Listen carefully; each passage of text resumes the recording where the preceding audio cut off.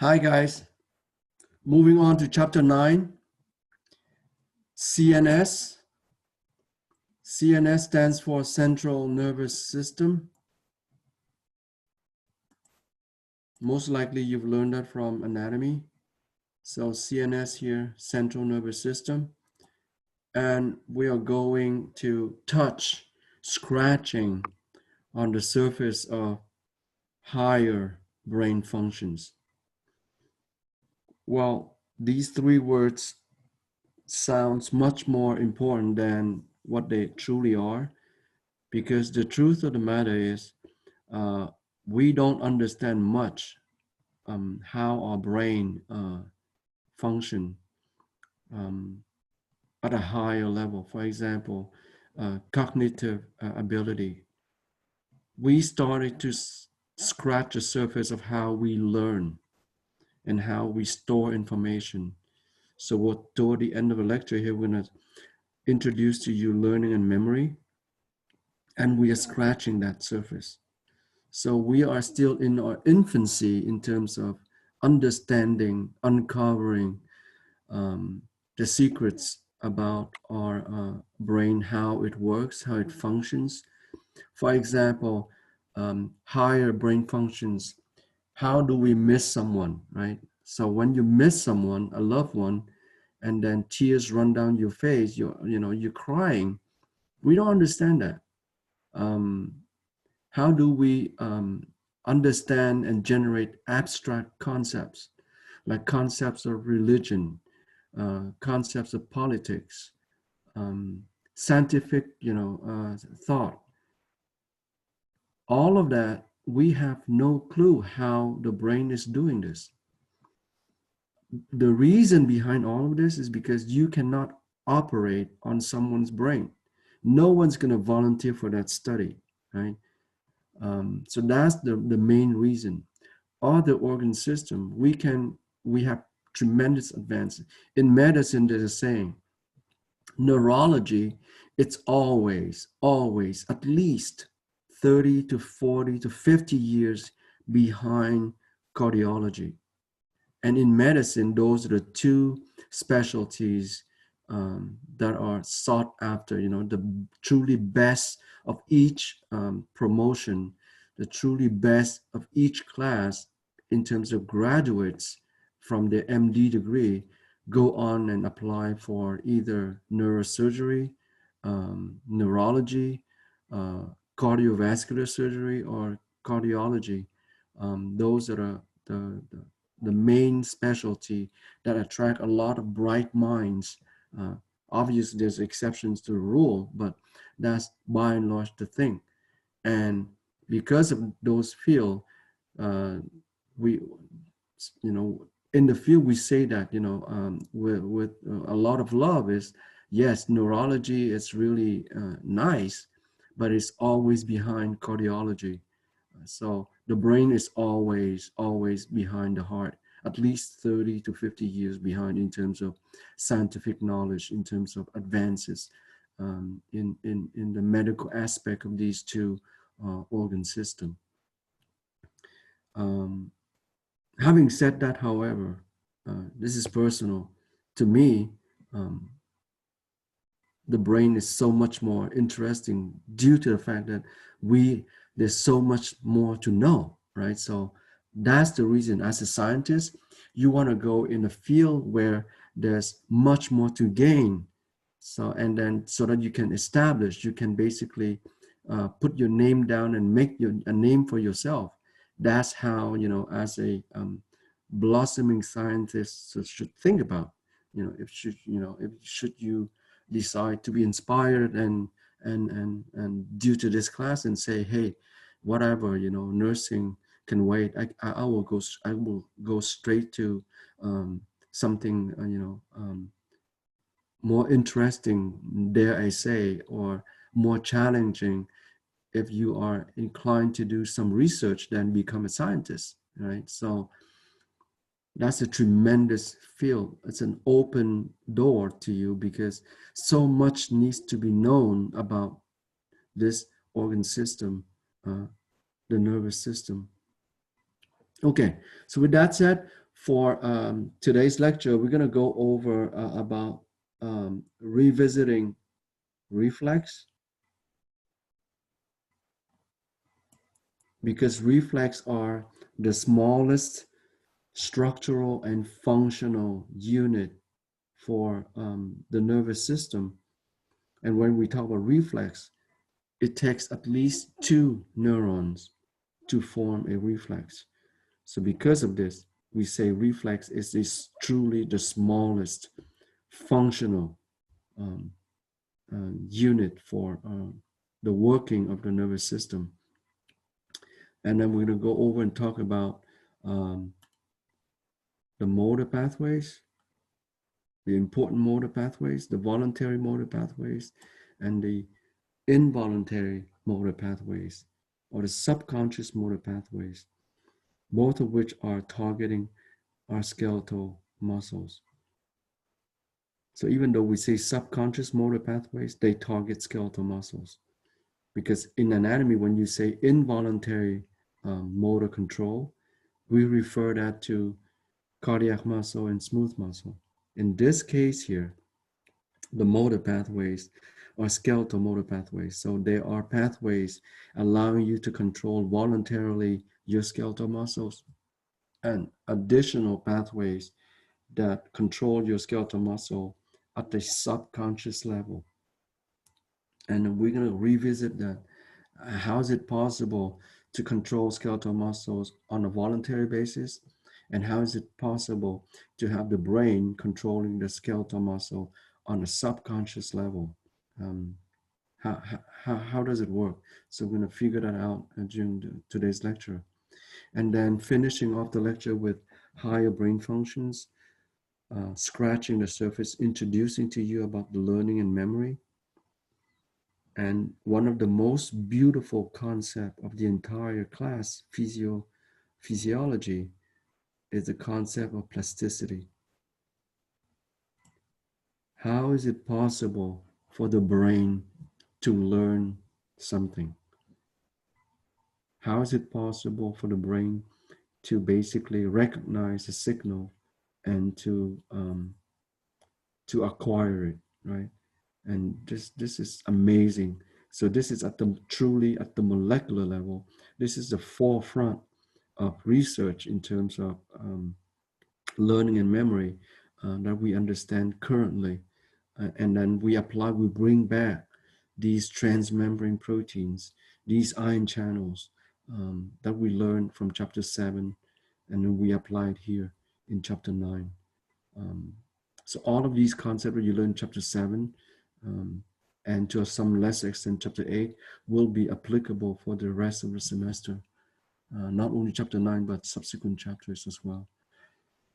So it's getting more interesting and more interesting as we move forward into the semester. Once we have all these foundations down, it should getting better and better. At least the subject matter. Okay, so let's get this thing going with the first slide, talking about reflex.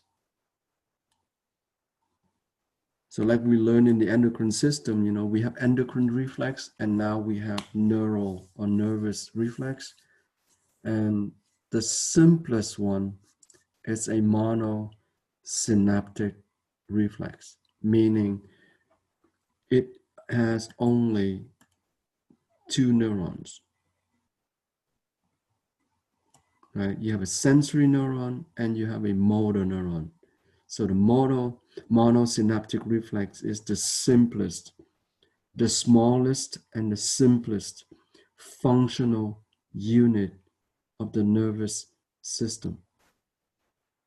And when we talk about that functionality, it is also the simplest in terms of structure, because it only implicates 2 neurons, a sensory neuron and a motor neuron.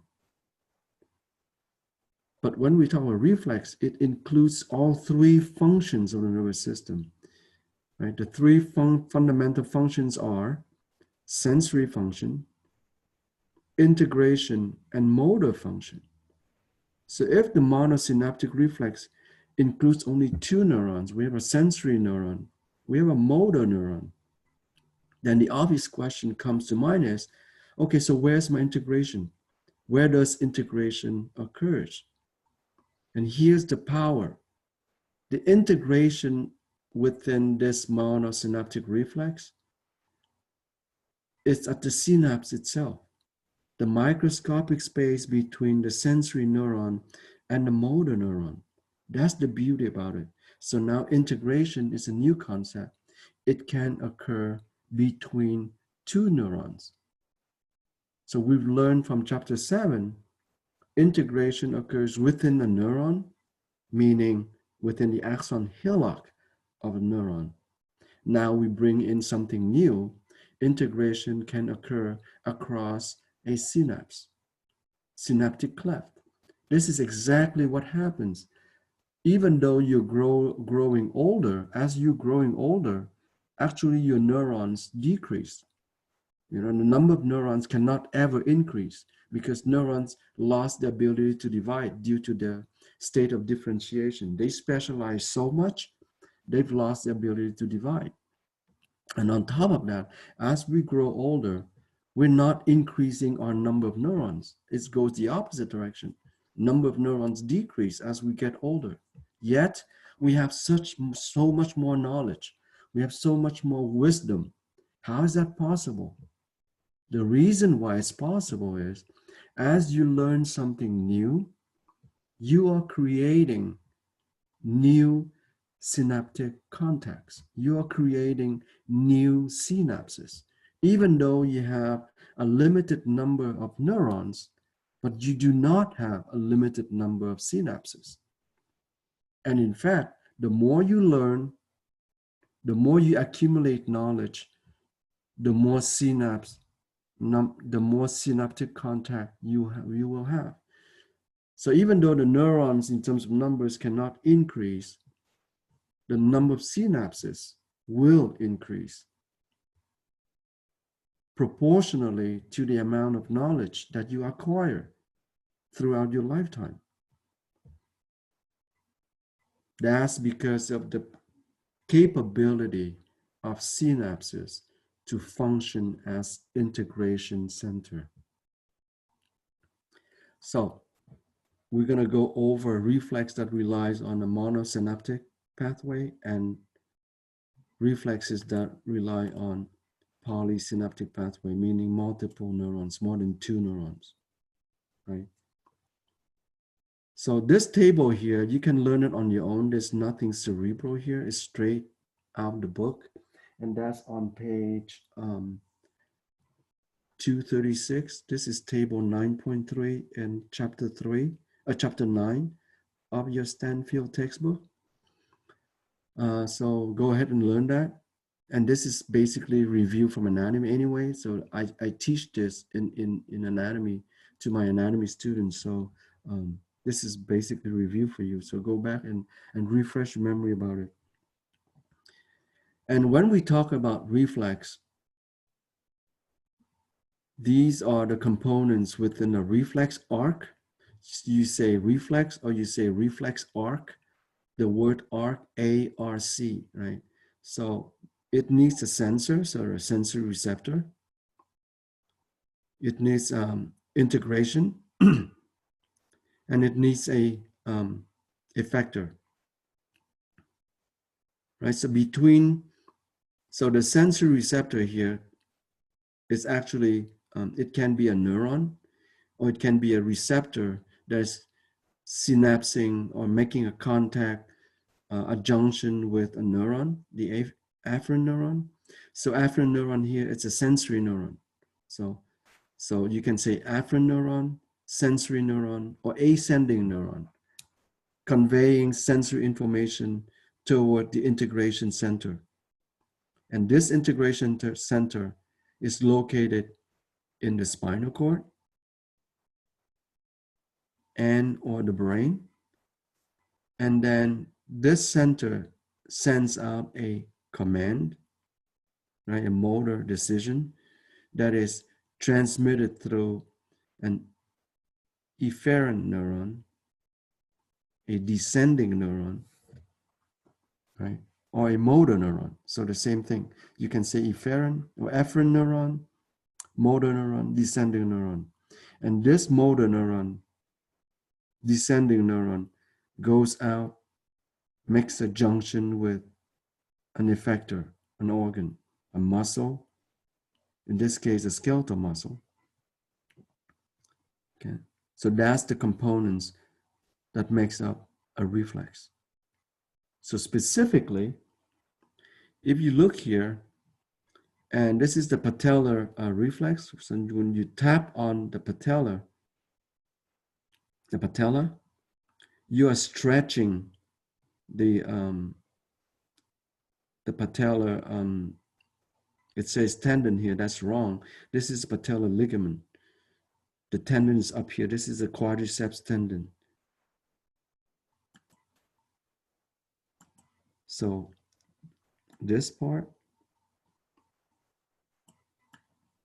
is the quadriceps tendon. And this lower part here, that's your patella ligament. Ligament, ligament. And the bone in between the tendon and the ligament is the patella. So when you strike on the patella ligament, it's going to stretch the quadriceps tendon. And that quadriceps tendon is part of the most powerful muscle group in the body, the quadriceps femoris. And when you stretch a muscle, it will respond by contracting. So when the quadriceps femoris contracts, the muscle shortens, meaning the length of the muscle becomes shorter. And as it shortens, it will pull on the patella it will pull on the patella ligament, and that patella ligament inserts into the tuberosity, which basically will pull up your leg bones. So both the tibia and the fibula will move forward.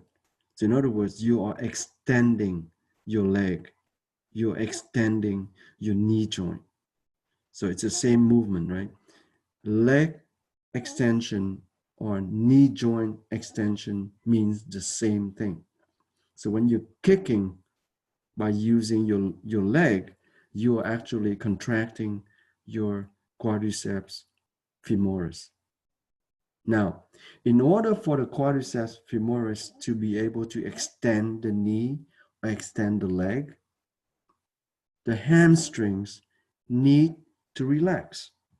So the hamstring is a group that opposes the quadriceps femoris. And we learn from anatomy that muscles rarely work in isolation. They always work in multiples, at least two. So they work at least in pairs, right? So for every single movement, you always have an agonist and an antagonist. So as far as the leg extension or the knee joint extension, the agonist is the quadriceps femoris and the antagonist is the hamstring. So in order for you to extend your knee joint, or in order for you to extend your leg, you need to contract the quadriceps femoris, and simultaneously, you need to relax your hamstrings. Otherwise, you cannot make that movement. You cannot extend your knee joint, or you cannot extend your leg, right? So how does it work? So this reflex here, the objective of this reflex is to test whether your spinal cord at that level is intact. So there's no lesions, right? So that's a test, a cheap, quick, and dirty test to see whether the patient is, have an intact pathway to his or her spinal cord. And this is how it works.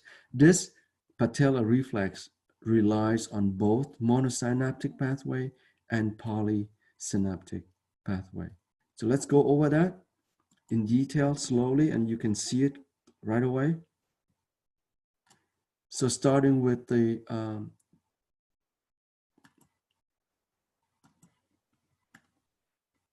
monosynaptic pathway.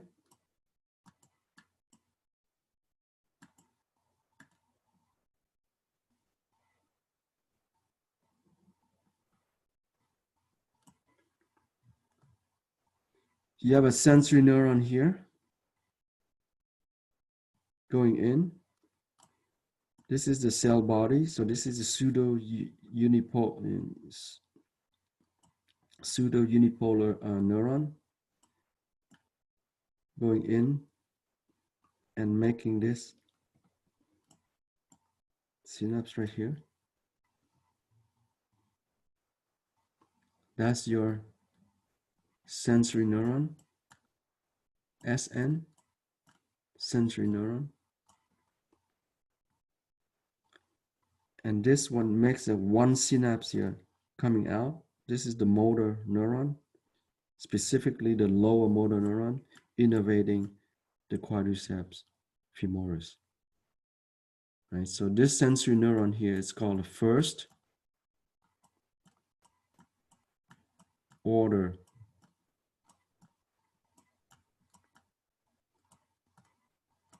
neuron. First order, ORDER, right? So first order neuron. And the motor neuron here, this is called lower motor neuron. And the synapse is not random. It's specifically located. The synapse there is located in the anterior gray horn of the spinal cord. This anterior is also called the ventral gray horn or spinal cord. But as far as human is concerned, ventral does not apply because we walk on two legs. The ventral is applied for dogs, for example. They are on four limbs animals. They walk on four limbs. We walk on two. So in our case, it's anterior gray horn is more applicable. So that synapse between the first order neuron, the sensory neuron, bring information from the quadriceps femoris, and the information coming out, that's the lower motor neuron, coming back out to the quadriceps femoris. And that synapse is specifically located at the anterior gray horn of our spinal cord. Anterior gray horn is located in this area here. So on this side as well, okay? So that's for that pathway is to contract the quadriceps femoris. So the monosynaptic pathway is to contract the quadriceps femoris. Now, simultaneously, the same sensory neuron now involved in the polysynaptic pathway. So it's the same sensory neuron, right? Same type of information.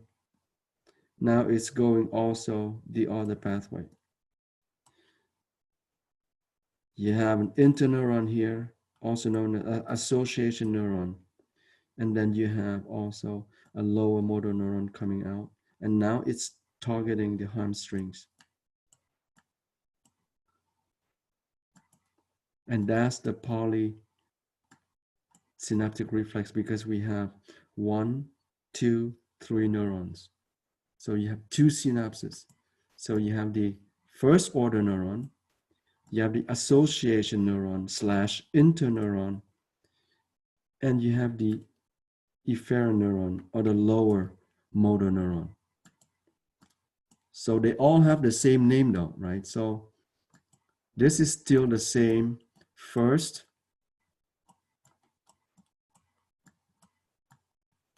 order neuron. So O for order, N for neuron, first order neuron. This is still the same, another lower motor neuron, right? So the lower motor neuron innervating the quadriceps femoris is different from the lower motor neuron that innervates the hamstring. So this is important. So we're dealing with two motor neurons, two different motor neurons, but one's the same first order neuron, right? So the same first order neuron, the same afferent neuron, the same sensory neuron brings information to both the quadriceps to synapse with the lower motor neuron that innervates the quadriceps femoris, and also the lower motor neuron that innervates the hamstrings. In the case of hamstrings, there's an intermediate, that's the association or interneuron. So in the monosynaptic pathway, integration is in the synapse, whereas the polysynaptic pathway, integration is performed by the interneuron. So polysynaptic, you have three neurons. The first order neuron is a sensory neuron. The interneuron or association neuron is performs integration. And then the efferent neuron, the low motor neuron, performs a motor function. So when you tap on the patellar ligament, this is what happens. It will cause your leg to kick out, to extend the knee joint or extend the leg. This is because of these two pathways, these two reflexes that occurs simultaneously.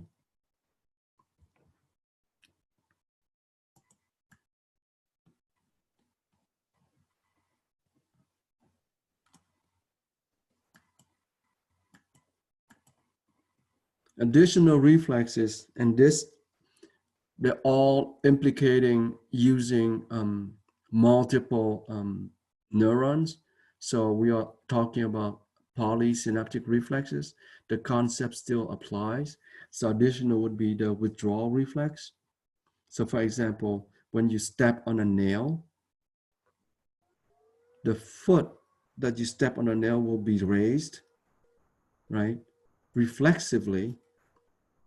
But what we have here is now you only have one lower limb to stand on.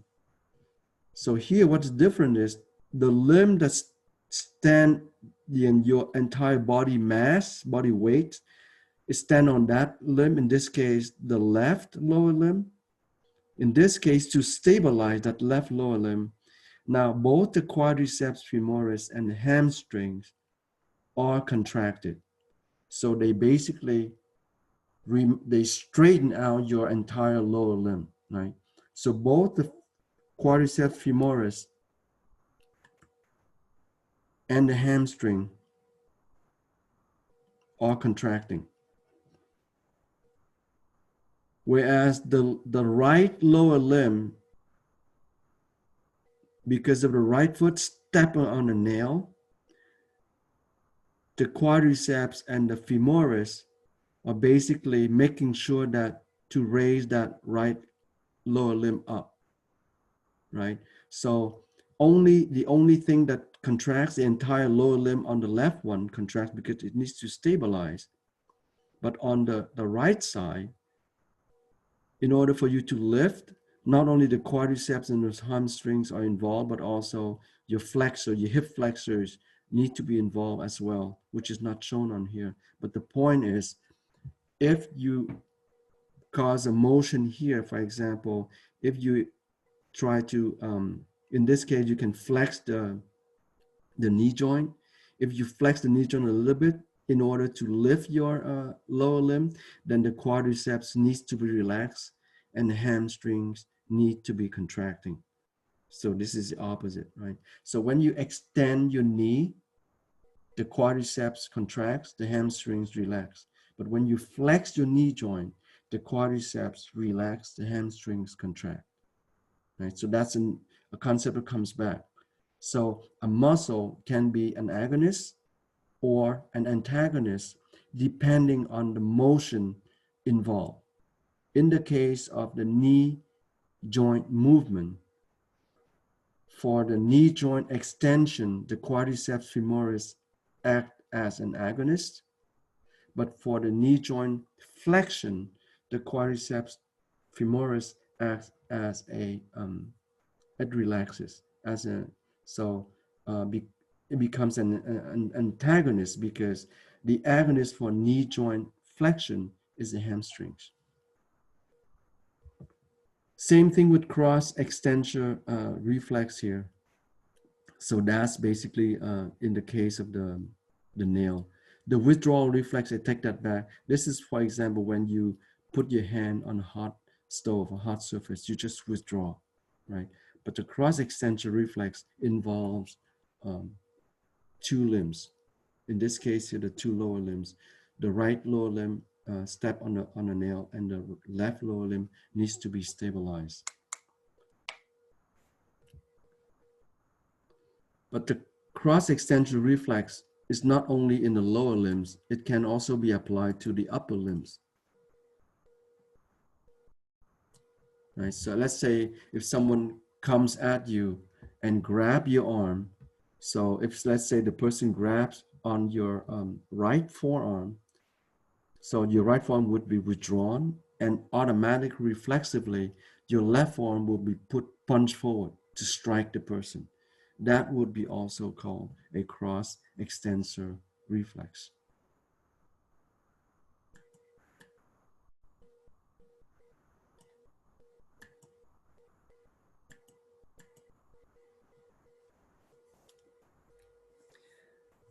In the motor pathway, voluntary motor pathway, the single most important pathway, it's called the pyramidal pathway, the pyramidal tract.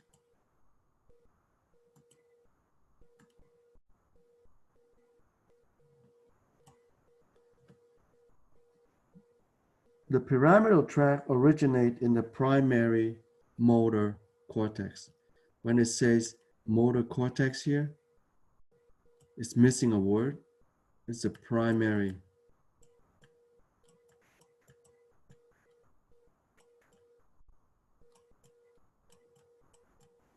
Primary, primary motor cortex. This is where all your decision of voluntary moving your skeletal muscle originate.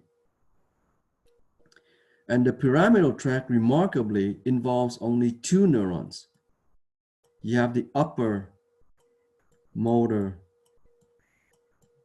neuron, and you have the lower motor neuron.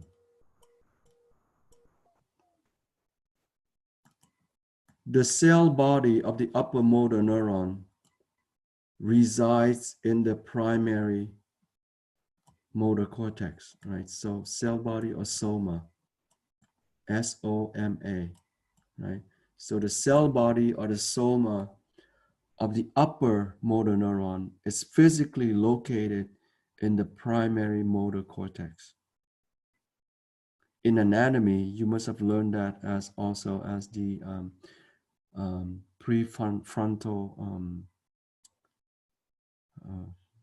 the word escaped my mind now. It's the prefrontal gyrus. There you go. So the prefrontal gyrus is anatomical name for the primary motor cortex.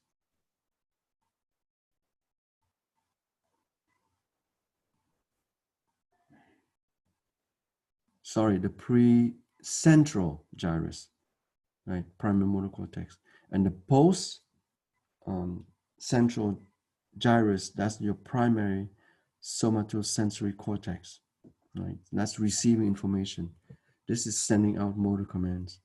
Now, and then the upper motor neuron goes all the way, it can go all the way down to the spinal cord to synapse with the lower motor neuron. So the cell body of the lower motor neuron resides in the anterior gray horn of the spinal cord, right?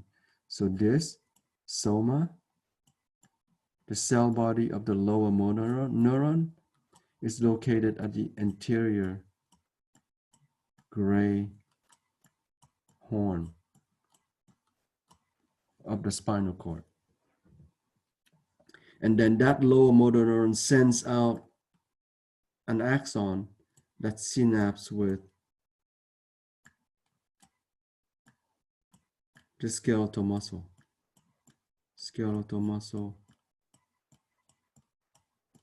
fiber slash cell, right? So it's making a neuromuscular junction here, NMJ. It's not a synapse, right? So this axon coming from the lower motor neuron makes a junction with the skeletal muscle cell, skeletal muscle fiber. And that microscopic space is not called a synapse, it's called a neuromuscular junction, NMJ. Okay. And when we say pyramidal tract, we are talking about these two neurons, the upper motor neuron, the lower motor neuron, allowing us to voluntarily, to consciously control our skeletal muscle contractions. So you can decide to write quickly, to write slowly, to run quickly, to run slowly, to walk out the room, or to jump out the room, to run out the room. All of that is because the decision is originating from your primary motor cortex and is using the pyramidal tract. So the pyramidal tracts control distal extremities. For example, your upper and lower limbs, your fingers when you do a surgical procedure, when you play classical piano, all of that, you will rely on these pyramidal tracts, allowing you to control exquisite motor controls. And not only that, you can basically contract them independently, right? So distal extremities and also independent contractions. So you can decide to move your right upper limb and your left upper limb remain stationary, or vice versa. You can decide to move your fingers on your right hand and not doing anything on your left hand. That's independent, voluntary control.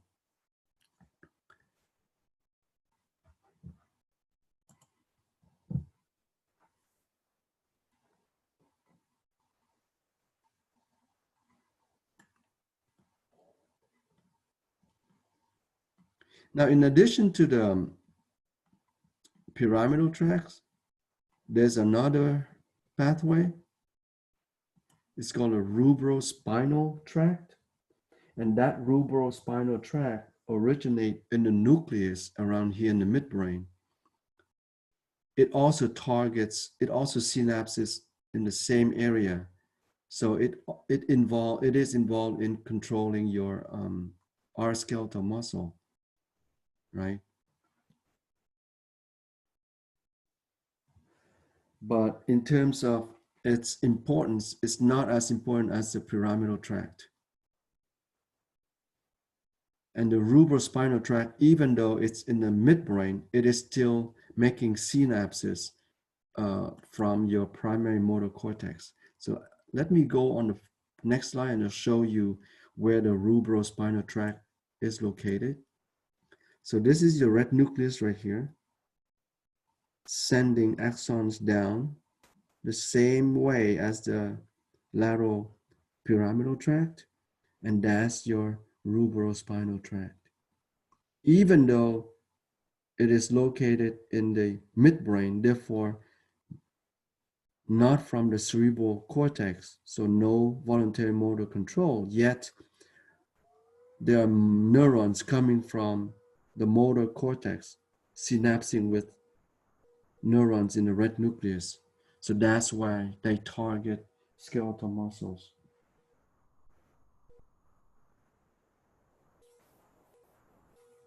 So it is an extension, if you will, of the pyramidal tracks. At least in humans, it's not as important as the pyramidal tract. And so those are the two major descending pathways allowing us to control on a voluntary basis our skeletal muscles. In addition to those two descending pathways, we also have what is called the ventral medial pathways. This is a collection of three descending pathways on each side of the spinal cord, right?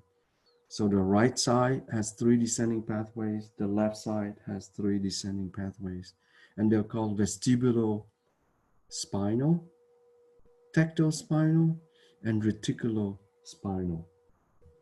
Let's break down the name of each pathway, right? So vestibulospinal, and we learned this also from anatomy. The first word is where it comes from, it originates, and the second word is the where it terminates. So vestibulospinal, it originates in the vestibule, specifically the vestibular nuclei in the medulla, and then it ends in the spinal cord. Right? That's good. It's vestibulospinal tracts. And this is important to maintain posture and balance. The tectospinal tract, tectospinal, superior colliculi of the midbrain, and we learn from anatomy, the superior colliculi is involved in visual reflexes. So as, for example, as you walk across the street and there's an incoming car, even though you don't see the car, you don't see the make and the model of the car, not even the color of the car, you see something moving, it allows you to get out of the way. That's due to your superior colliculi. And the superior colliculi rely on this pathway called tectospinal pathway to basically direct your eyes reflexively to any objects that moves. And then once you move your head toward the movement, then you can focus on the object and now you can tell what it is, right?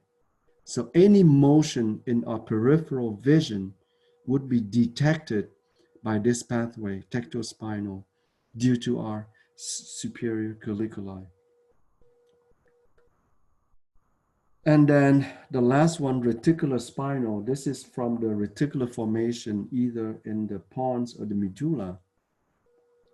And this is for posture. So combine these three pathways, they control large groups of muscles that are involved in posture and balance. And these larger muscle groups are closer, proximal, closer to the body trunk.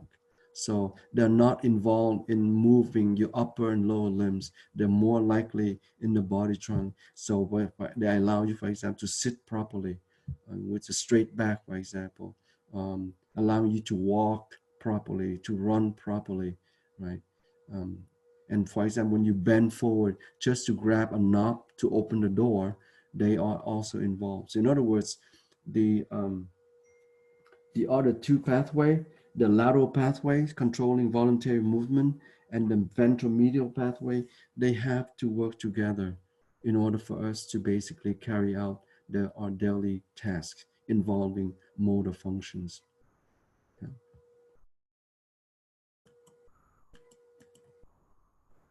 Moving on to our current knowledge about learning and memory. So before we get to that, let's define basic definitions.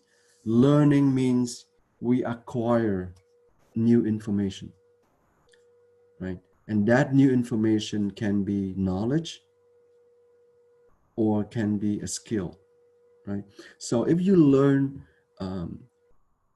new information, and that information in the form of a skill, So we can distinguish two types of learning: associative learning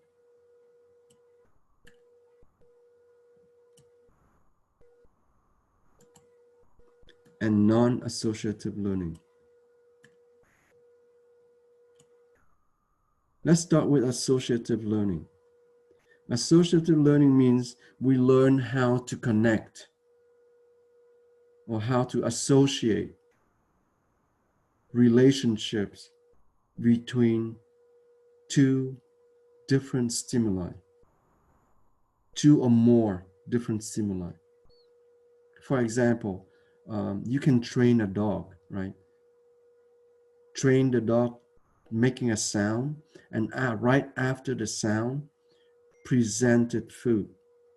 So what's going to happen in the future is every time that you make that sound, that noise, the same noise, the dog will salivate because it's anticipating food is coming. That's one kind of associative learning. Another one is when we grow up, we learn not to put our hand on a hot surface because it's painful. We perceive pain. So we associate hot object and not touching it, right? Because if you touch it, you perceive pain. It's very painful. That's associative learning. So you connect between two independent stimuli, two independent events that you can perceive, and you connect them together, and you learn not to to shy away. So if you see an object, you don't touch it, right? So you shy away. Um, you hear a gunshot, you run away, right? So when you see something, somebody is trying to punch you, you stay out of the way or you punch back. That's associative learning. Meaning, somebody comes forward and give you a handshake, you don't punch the person, right? So most of the time, you don't do that. So that's associative learning. The non-associative learning involves repetition. Here, the stimuli needs to be repeated. So in order for us to learn it, and when we learn something under repetition, that repetition will lead to two sub-scenarios, which is known as habituation. If the stimulus, repeated stimulus, is a non-dangerous, has a non-dangerous nature, the brain will ignore it. We call that habituation. But if the stimulus, the repeated stimulus, can be potentially dangerous, then we call it sensitization. Now you pay more attention to that repetitive stimuli, incoming stimuli, right? Your book uses a beautiful example. In the case where you're trying to study in your room and people are working, there's a hammer on the street. Initially, you will hear the sound and it's noisy. It's not ideal, but if the sound is the same intensity, same frequency, then suddenly it no longer bothers you, even though it's not ideal, but you still can focus and study somehow. That's habituation. But if that same hammer is hammering on the roof of your house and your room is right underneath the roof, then you become sensitized because now you're fearful because what if the roof is punctured or broken, and then you can get injured. So that's sensitization. Most likely you won't be able to focus because you can sense, you can basically recognize that there might be a danger coming. There might be, your life might be harmed by this. So that's the difference between habituation and sensitization. So habituation means the stimuli is repeated, but there's no life-threatening scenarios involved. So there's no danger. But if another stimuli, it's also repeated, but now it carries a potentially dangerous situation, then you become sensitized to it. So that's the difference between associative learning and non-associative learning.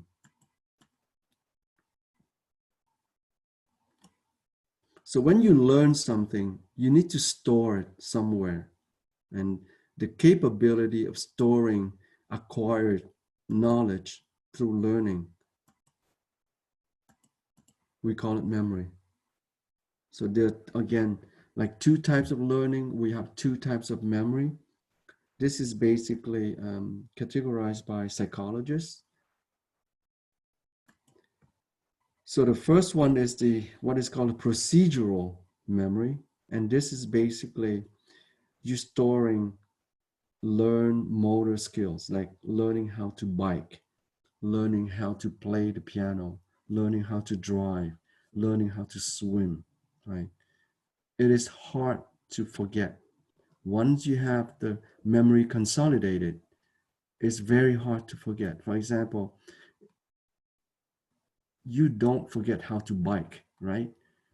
Um, so in this type of memory, it involves multiple parts of the brain. It involves the cerebellum. It involves the basal nuclei or cerebral nuclei.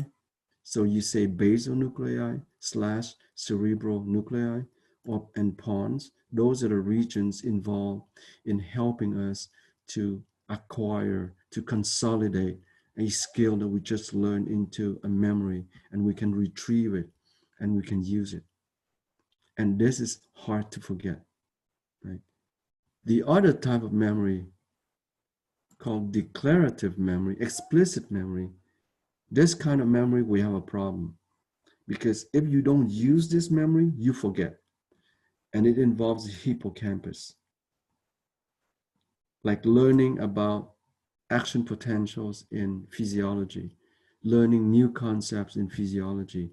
So if you use it, you have access to it. But if you stop using it, you will forget about it. So memory of learned experiences, facts and events. So for example, you remember the dates of your anniversary, wedding anniversary.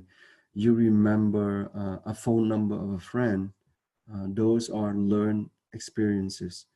um, so when you learn this type of memory, you remember events associated with it. You don't have that kind of association in the motor skills. When you learn how to bike, you don't have memory associated with learning a bike or learning how to swim. But in the explicit memory, declarative memory, you do have events that are associated with the learning experience.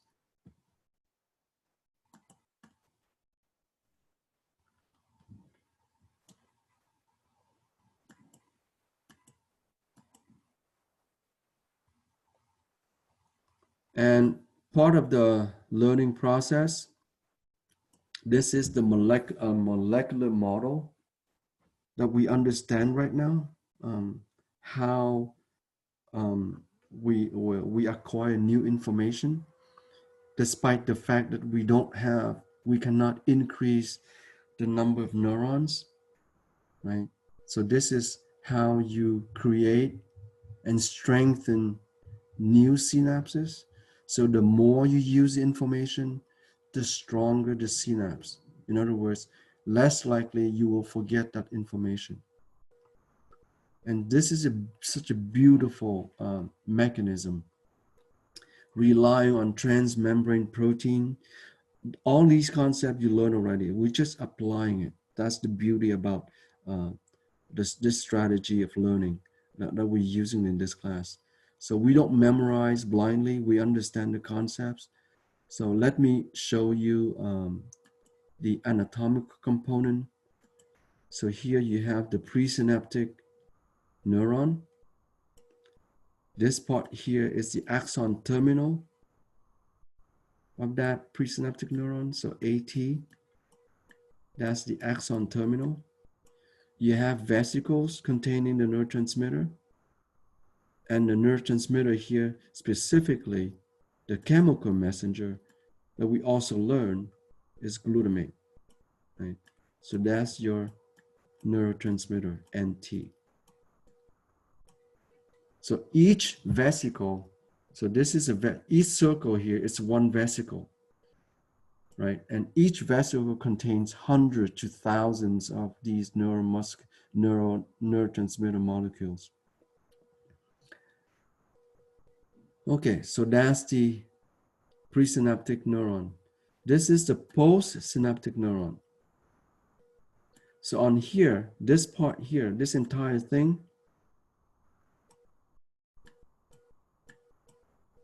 it's a dendrite. We have thousands of dendrites on this postsynaptic cell, or the soma, the cell body of the postsynaptic neuron. When I say the cell body soma, again, excluding the axon hillock. Okay. Now,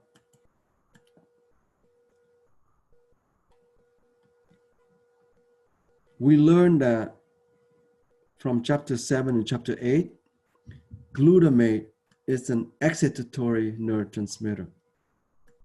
Glutamate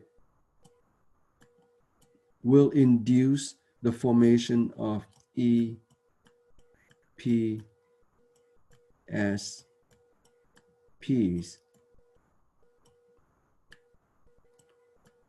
by the postsynaptic cell.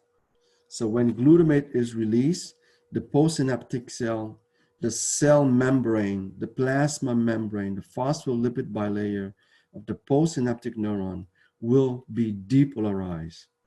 And those depolarization, we call it EPSPs.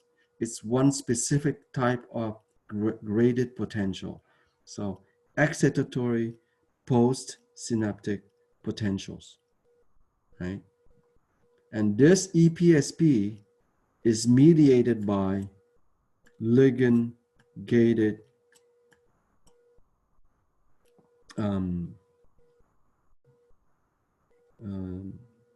ion channel, right? Ligand-gated ion channel. In this case, glutamate is ligand-gated cation channel, shown here. Right, so glutamate binds to the receptor.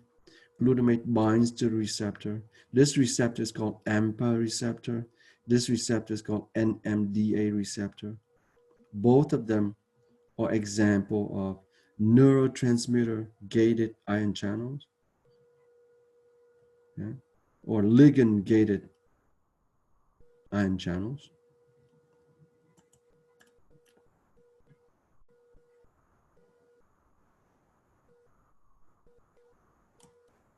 Okay, so we are dealing with two types of receptors. AMPA receptor and NMDA receptor, right?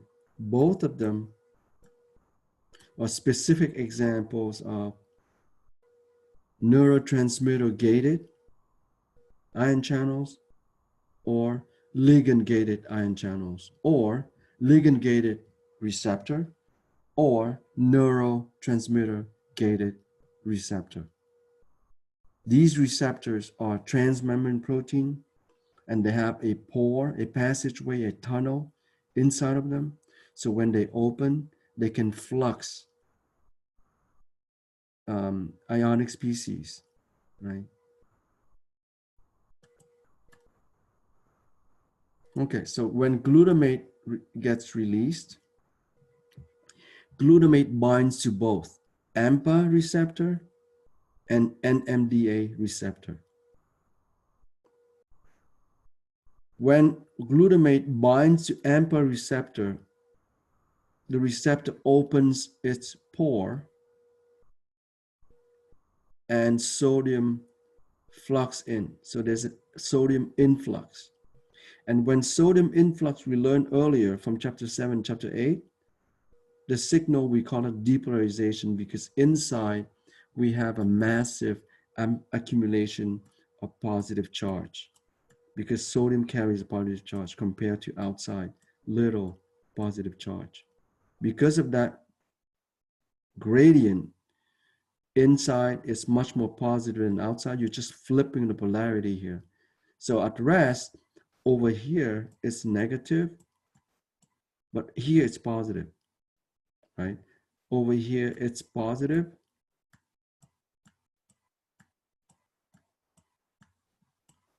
but around here it becomes less positive. So we designate that as negative.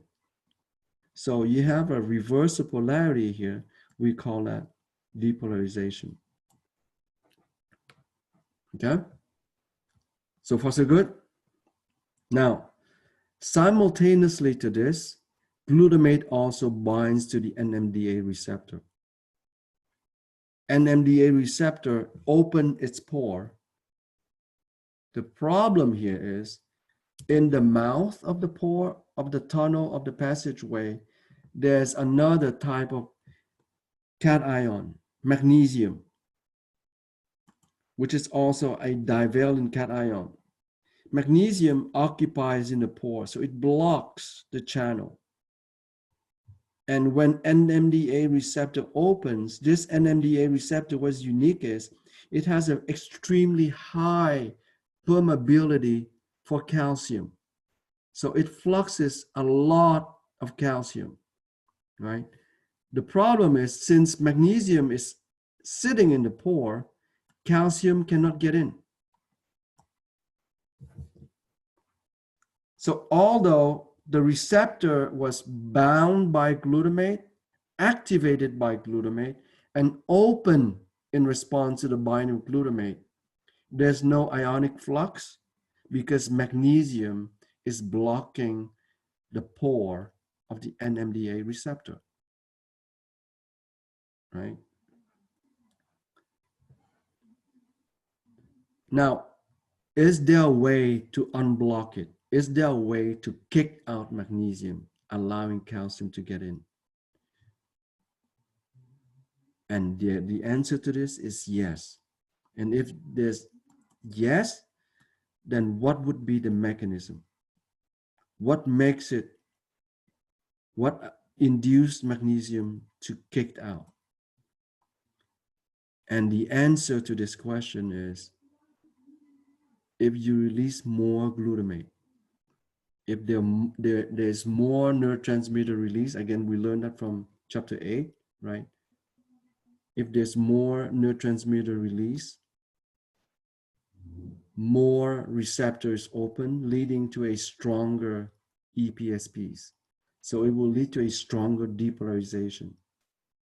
And that stronger depolarization will induce magnesium to be kicked out of the pore, allowing calcium to flux in. That's exactly what you're seeing on the next slide. So here, you can see you have 4-glutamate being released. On the next slide, you have much more glutamate release here, right? So just to show you the difference, right? It's not 4 in reality, it's just an increased number of glutamate being released. So if you have more neurotransmitter being released, you will open more AMPA receptor. If you have more AMPA receptor open, you will have much more sodium influx, leading to stronger depolarization, meaning stronger EPSPs. Those stronger EPSPs will basically, which is a reflection of a greater, stronger depolarization of the cell membrane. This greater depolarization will induce magnesium to leave the pore within the NMDA receptor. And once magnesium is kicked out, you have calcium influx. And this calcium influx is used as a second messenger. Or calcium will basically mobilize other second messenger, right? it can act as a second messenger itself, or it can mobilize other additional second messengers. And the reason why this is important is this is self-sustaining, and this is the powerful idea. So at this point, the initial stimulus is no longer there, right? This is the beauty about behind this model. The stimulus is long gone, yet the learning, the synaptic transmission keeps going for the next 2 weeks to a month to strengthen the synapse. So this is why, sometimes you say, okay, before going to bed, you review your material. So the act of learning is no longer there. You're sleeping, yet all of this is happening due to the plasticity of the nervous system, right? It keeps going. So once that happens, all these secondary messengers will basically induce, for example, gene expression, induce more production of these AMPA receptor, more of these NMDA receptor.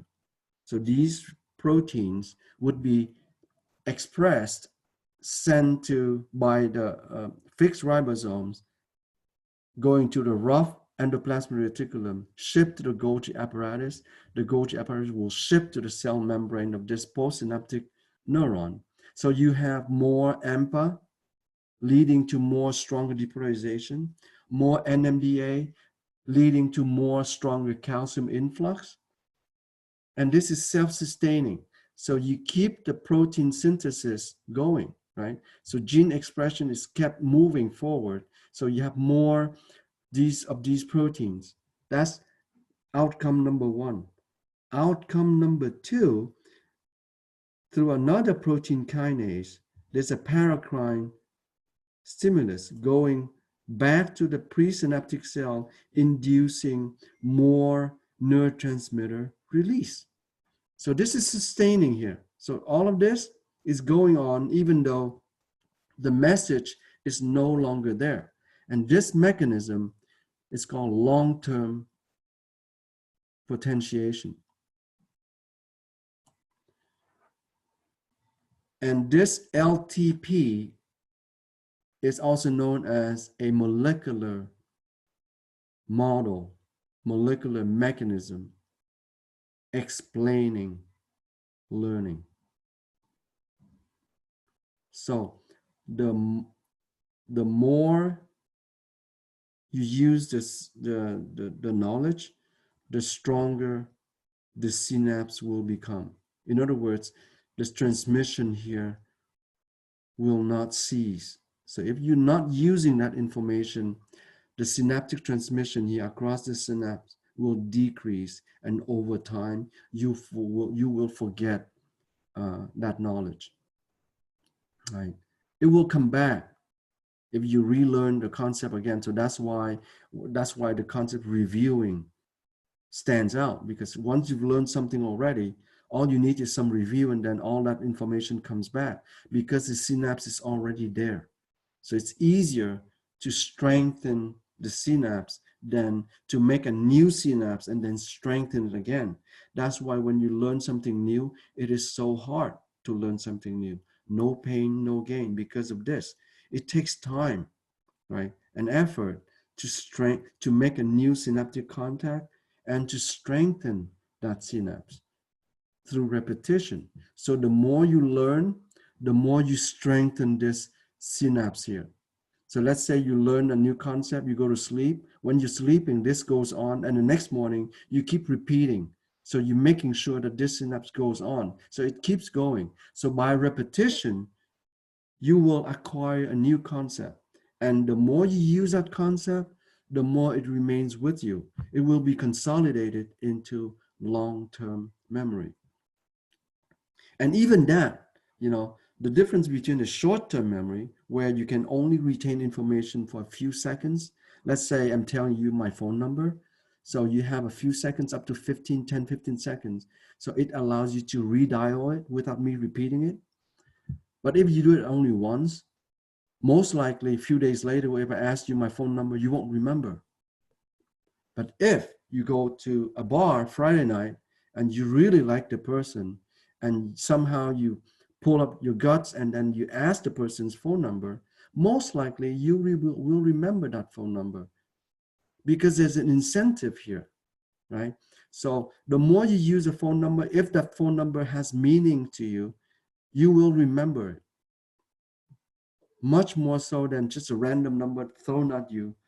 So that's the difference between using the frequency of use versus not using that much, right? So the more you use that information, the more chances are that short-term memory will be consolidated into a long-term memory. And even that, we don't understand much about it. Not yet. We're not there yet. So the molecular mechanism, the detail of how the brain consolidates short-term memory and puts it into long-term memory, we have no clue. We do know that the hippocampus is involved. That we know, right? The hippocampus is heavily involved in consolidating short-term memory into long-term memory.